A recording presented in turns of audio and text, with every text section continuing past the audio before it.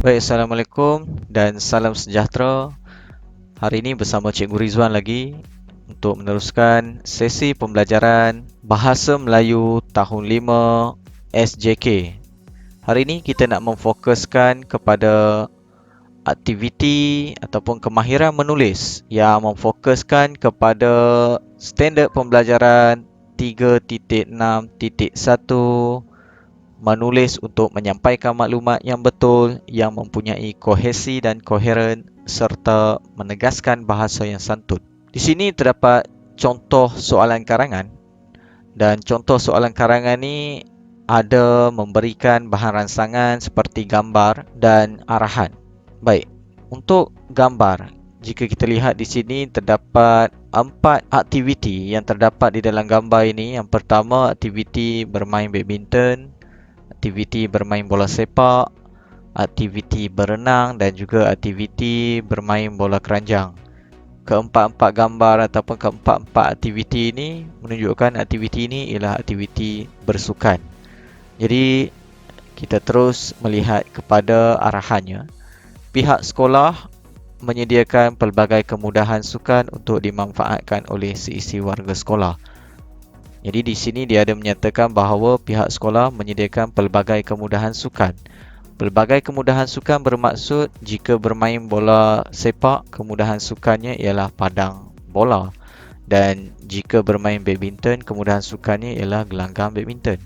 Dan semua kemudahan sukan ni untuk dimanfaatkan oleh seisi warga sekolah. Untuk dimanfaatkan maksudnya untuk digunakan ataupun untuk mendapat kebaikan lah oleh seisi warga sekolah. Seisi warga sekolah maksudnya seluruh warga sekolah. Jadi seluruh warga sekolah termasuklah murid-murid, guru-guru dan juga ibu bapa. Baik, arahannya ialah tulis sebuah karangan tentang kepentingan sukan untuk murid. Jadi di sini ada kata kuncinya ialah tulis sebuah karangan tentang kepentingan sukan kepada murid. Jadi bila kita lihat arahannya mengatakan bahawa kepentingan sukan kepada murid, terus kita kena fikirkan ini ialah karangan fakta. Okey. Ini contoh karangan fakta. Jadi untuk meneruskan aktiviti pembelajaran kita pada hari ini, kita akan mulakan aktiviti menulis karangan kita dengan menulis kerangka karangan. Kita teruskan dengan aktiviti menulis kerangka karangan. Kita mulakan dengan perenggan pertama iaitu pendahuluan. Pihak sekolah wajibkan setiap murid libatkan diri aktiviti sukan. Aktiviti sukan beri banyak manfaat murid-murid. Isi yang pertama, perenggan kedua. Terdapat beberapa kepentingan sukan murid-murid, termasuklah melahirkan murid sihat, cergas. Tubuh badan bertenaga, mereka lebih bersemangat menuntut ilmu. Prestasi pelajaran mereka meningkat. Jadi bila kita lihat pada isi yang pertama ini, dia ada menekankan bahawa kepentingan sukan ni antaranya termasuklah melahirkan murid sihat, cergas. Okay. Terus dengan isi yang kedua, perenggan yang ketiga, selain itu aktiviti sukan membantu menyerlahkan bakat murid. Misalnya, murid handal main bola sepak, digilap bakat melalui aktiviti sukan disertai sekolah. Baik, jika kita lihat di sini, isi yang kedua yang ditekankan ialah aktiviti sukan membantu menyerlahkan bakat murid. Isi yang ketiga, perenggan yang keempat. Di samping itu, aktiviti sukan membantu murid-murid jadi lebih berdisiplin. Aktiviti sukan utamakan disiplin diri, menepati waktu, mendengar arahan, sentiasa menjaga tingkah laku, sebagainya. Jadi di sini isi yang ketiga, apa yang ditekankan ialah aktiviti sukan membantu murid-murid jadi lebih berdisiplin. Isi yang keempat, seterusnya, aktiviti sukan mengeratkan hubungan murid. Mereka belajar erti kerjasama, persefahaman yang tinggi, pasukan mencapai kemenangan. Jika kita lihat di sini, isi yang keempat, apa yang ditekankan ialah aktiviti sukan mengeratkan hubungan murid. Dan perenggan yang keenam itu perenggan penutup. Kesimpulannya, setiap murid mesti libatkan diri aktif bidang sukan, aktiviti sukan, banyak kepentingan dalam kehidupan kita.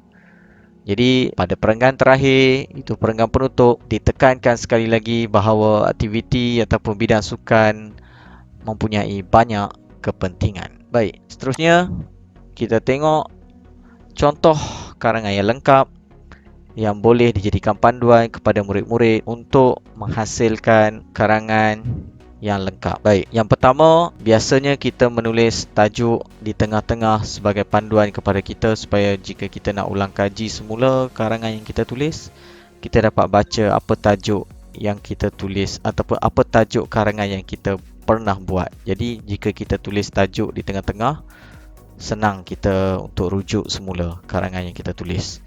Baik, perenggan yang pertama. Pihak sekolah mewajibkan setiap muridnya melibatkan diri dalam aktiviti sukan. Aktiviti sukan memberikan banyak manfaat kepada murid-murid. Perenggan yang kedua. Terdapat beberapa kepentingan aktiviti sukan kepada murid-murid.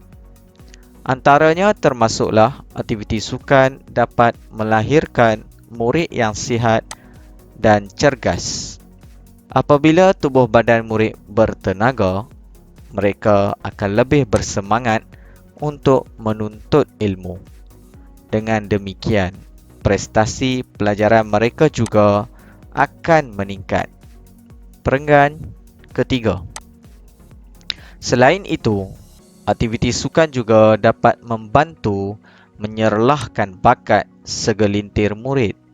Misalnya, murid yang handal bermain bola sepak dapat digilap bakatnya melalui aktiviti sukan yang disertai di sekolah. Perenggan keempat.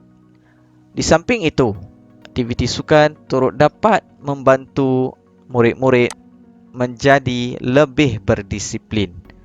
Aktiviti sukan mengutamakan disiplin diri seperti menepati waktu, mendengar arahan, sentiasa menjaga tingkah laku dan sebagainya. Perenggan kelima. Seterusnya, aktiviti sukan juga dapat mengeratkan hubungan sesama murid. Mereka akan belajar erti bekerjasama dan persefahaman yang tinggi dalam pasukan untuk mencapai kemenangan. Perenggan keenam. Perenggan terakhir.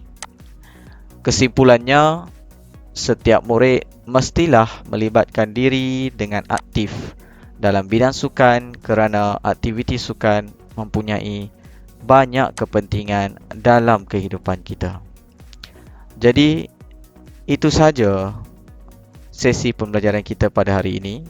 Cikgu harap kita semua dapat aplikasikan apa yang kita belajar hari ini, terutamanya dalam kehidupan kita. Dan untuk murid, karangan yang kamu pelajari hari ini boleh digunakan semasa kamu menjawab dalam peperiksaan.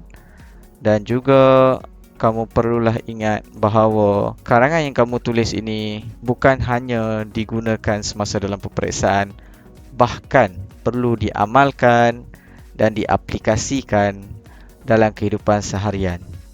Itu sahaja untuk hari ini dan cikgu harap kita dapat manfaat sama-sama daripada apa yang kita belajar hari ini. Sekian, terima kasih.